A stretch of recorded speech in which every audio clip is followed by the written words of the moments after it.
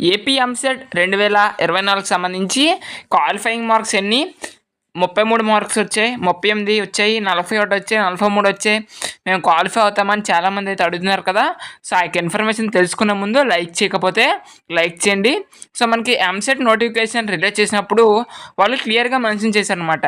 EAMCET examination సంబంధించి qualifying marks ఎన్ని అనేది మీకు క్లియర్గా చూపిస్తాను.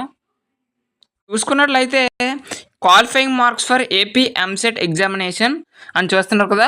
So the qualifying marks of AP EAMCET 2024 is 25% of the examination. అంటే కనీసం మనకి 25% ఆఫ్ మార్క్స్ రావాలి. అంటే ఎంత అంటే 160కి కనీసం మీకు 40 మార్క్స్ వచ్చినా కూడా మీరైతే పాస్ అయిపోవచ్చు అనమాట. అంటే క్వాలిఫై అయితే అవ్వచ్చు ఏ క్యాస్ట్ అయినా కూడా. ఓకేనా. మరి ఎస్సీ ఎస్టీ విద్యార్థులకు సంబంధించి క్వాలిఫైయింగ్ మార్క్స్ అంటూ ఏమనేవి ఉండవండి.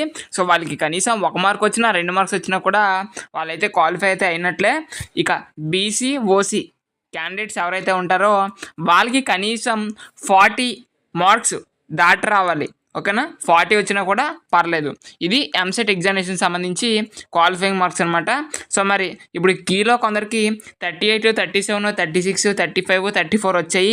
మరి మేము క్వాలిఫై అవుతామంటే సో మనకి ఆఫ్టర్ నార్మలైజేషన్ తర్వాత మార్క్స్ యాడ్ అయ్యే అవకాశం కనుక ఉంటే మీరు కూడా క్వాలిఫై అయ్యే అవకాశం అనేది ఉంటుంది. సో మనకి కీలో వచ్చిన మార్క్సే ఫైనల్ కాదు. ఓకేనా. సో మనకి రిజల్ట్ వచ్చిన తర్వాత ర్యాంక్ కార్డ్ మీద ఏవైతే మార్క్స్ ఉంటాయో అవే ఫైనల్ మార్క్స్. ఓకేనా. అందరూ కూడా గమనించండి. ఓకే. Thank you.